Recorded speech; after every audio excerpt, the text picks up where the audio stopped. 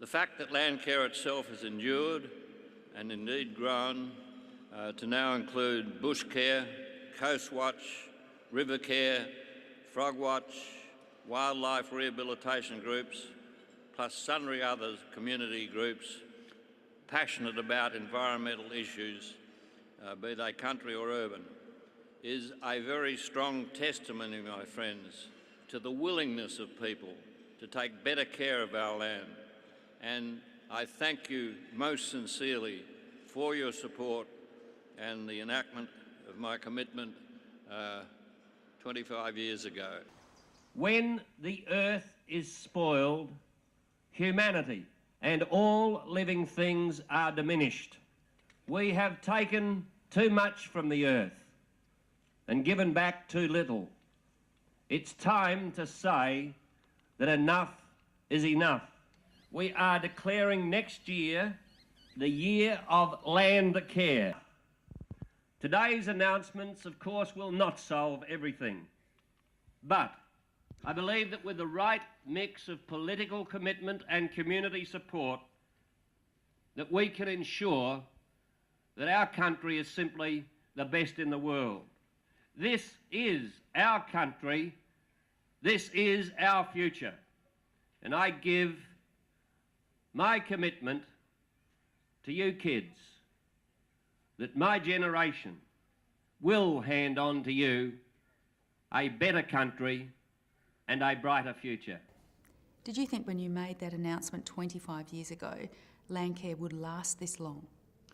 No, I have to be honest. The organisation just hasn't lasted.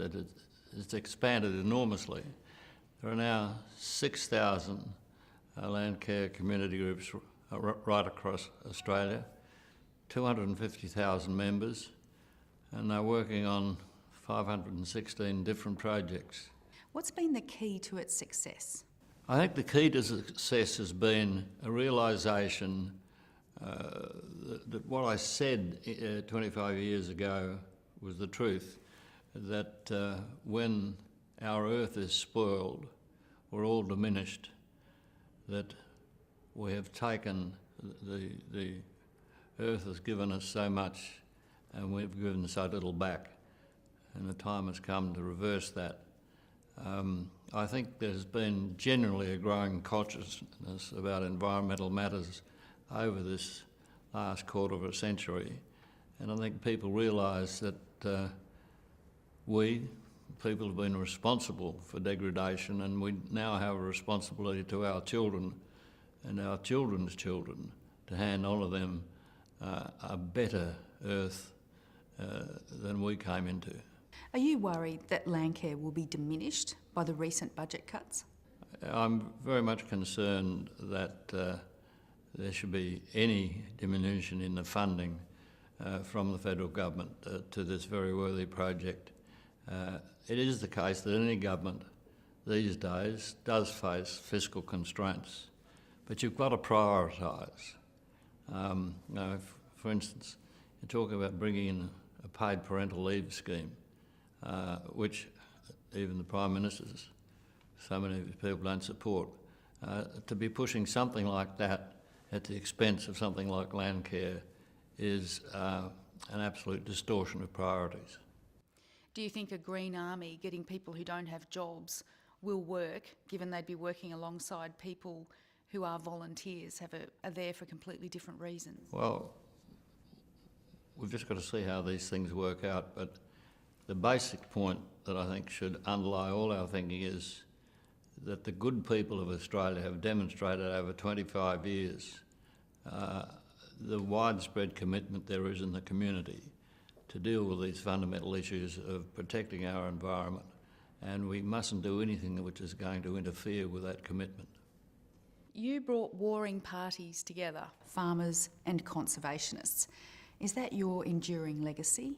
I did that not only in regard to Landcare, but my whole approach in government was a consensus approach. When I said to business and trade unions, I said, you each have legitimate objectives. Business, to grow your businesses; unions, to gradually improve the wages and conditions of your members. you're much more likely, each of you, to achieve those legitimate objectives if you work together. And we did that on the economic side, and I used the same approach in regard to the environment. I was extraordinarily fortunate in having two great men to work with, the late Rick Farley of the Farmers Federation and Philip Toyne of the Conservation Foundation. Remarkable Australians, and they'd basically been at loggerheads so much, and I brought them together, and we formed a tripartite approach which brought the strengths of government, the conservation movement and the farmers together, and well, we've seen the results. Did it feel good tonight looking out there at all those people at an organisation that's been so successful and lasted 25 years? It was, I don't like to,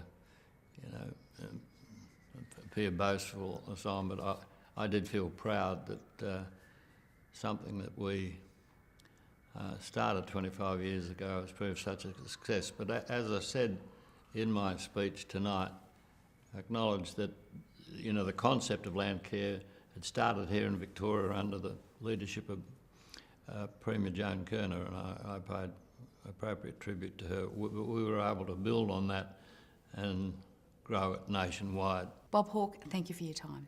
It's been my pleasure.